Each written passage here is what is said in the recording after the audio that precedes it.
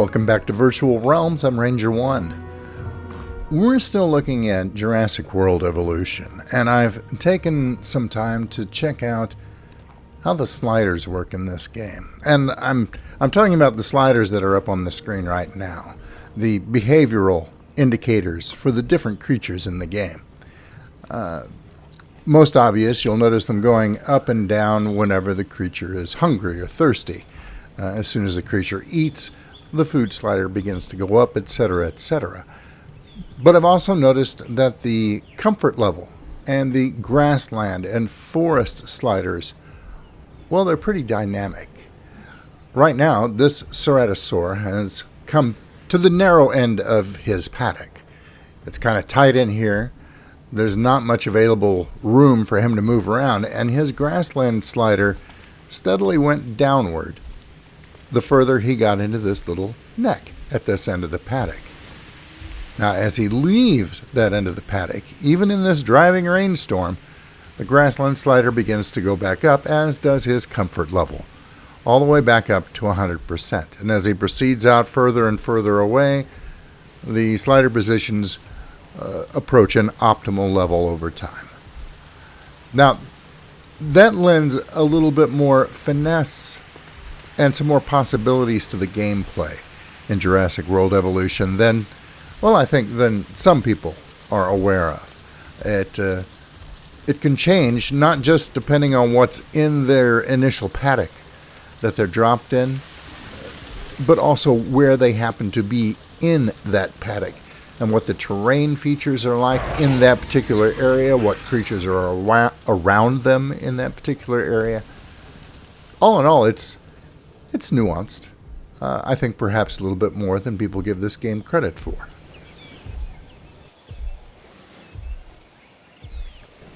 Right now we're still on Isla Matanceros, and we're working on 4.5 stars. I'd like to try a couple of things to see if I can get this starter island up to 5 stars before I leave. Well, there's a couple of things I know I can try. We'll just have to see, well, how extreme we have to get its rating where I want it to be.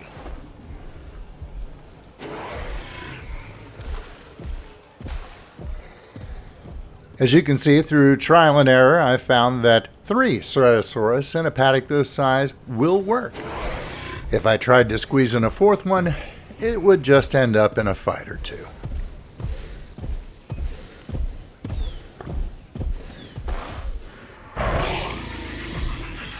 Although, as we found out last video, it also helps if you don't accidentally pull down large portions of your fence.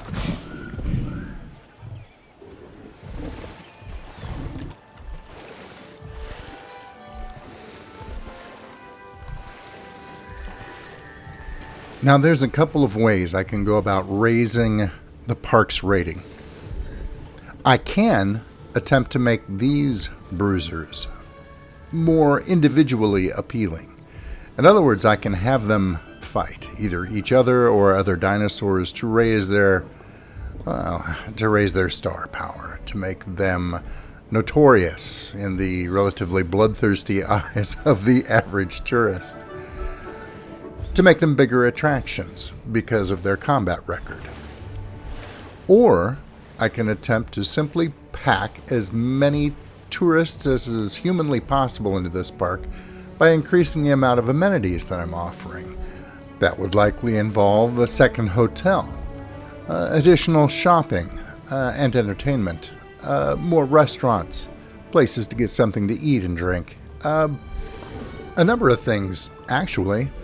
Although that might necessitate doing things like expanding the infrastructure, the electrical grid, or the transportation network, which could get expensive.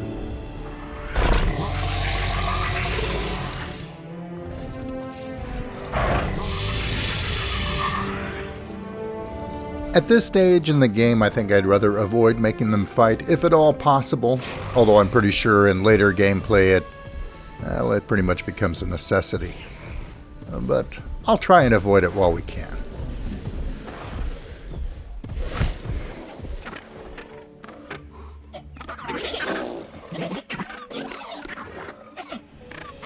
Okay, if we're going to get to a 5-star rating, I've got to tighten up a few things, and that includes adding to the sheer numbers in my herbivore herds that I have in the main paddock.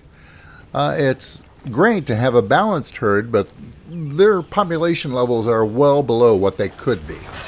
And every extra dino that we squeeze in here is going to help my park rating. It may be a case of diminishing returns, but every little bit helps. Of course, it also helps if you don't completely overlook unlocking an entire species or two. I knew you were a natural. Show business is in your blood.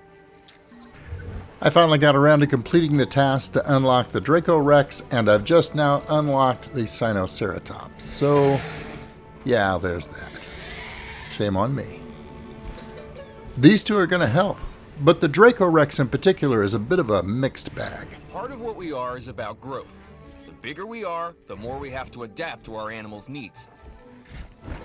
You see, it's a fairly social animal in that it needs at least a couple of members of its own species to get along with, otherwise it gets cranky.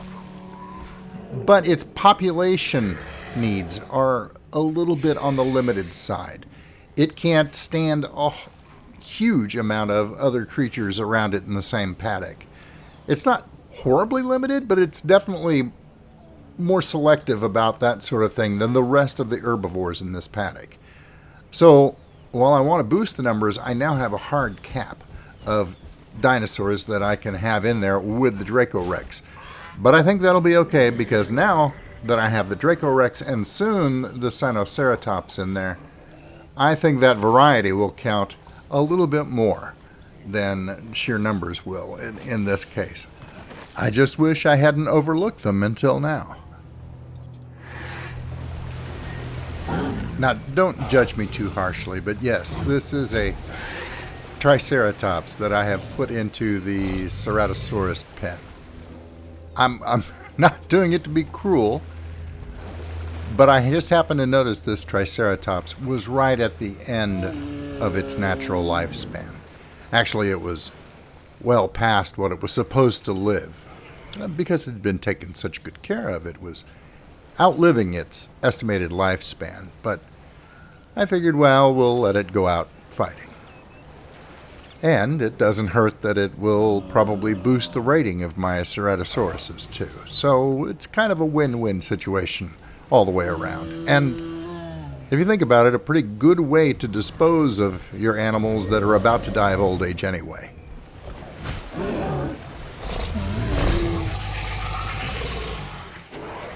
There we go. Death with dignity. Horrible, agonizing dignity. But at least it was quick. I have taken the time to add another view station and adjust the position of the original one in the carnivore paddock to allow the guests to more easily see the dinosaurs, and my Sinosaurus herd is starting to grow. They are probably my favorite creature in the game so far. At this point. They are extremely well done. I have been having a bit of a problem with my park rating dropping because of dinosaur threats. And what's happening is the park guests and staff are getting into the Ceratosaurus pen and just running around. They do it on a regular basis. Of course, the Ceratosaurus eventually hunt them down and kill them. I could tranquilize them and open the gates, and eventually all of the people would get out of that pen, but that takes forever, so I just usually let them kill them.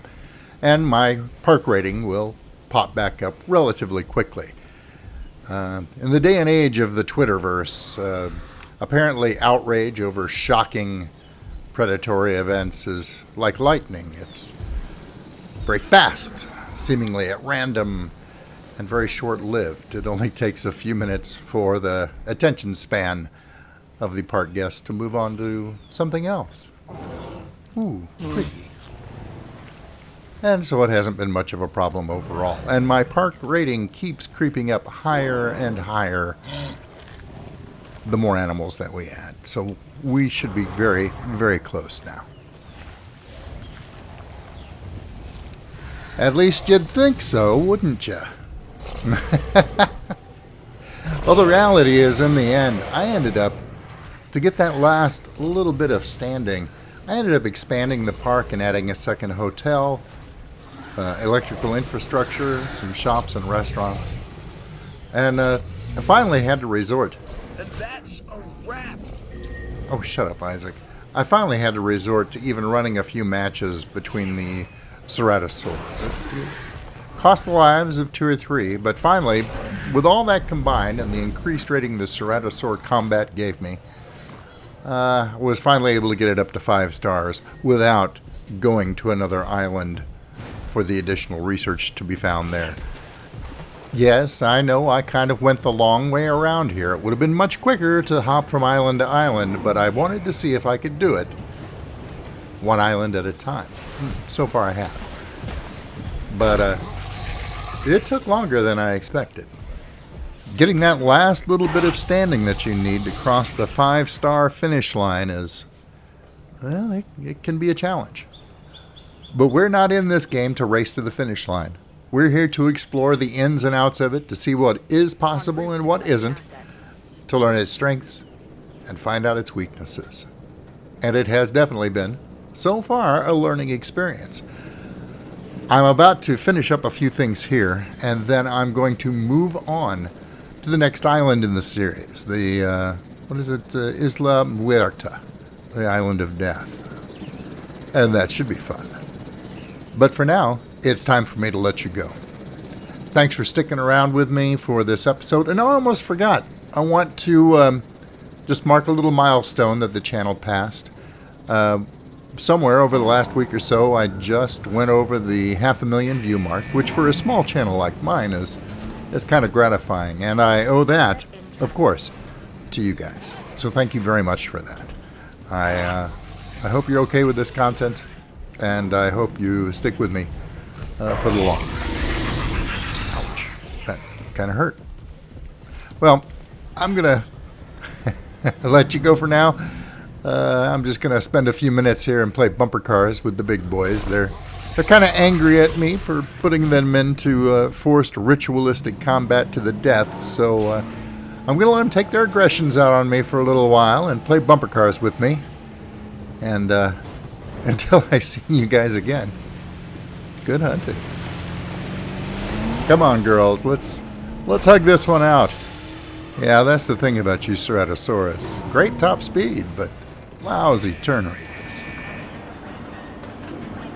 Suckers.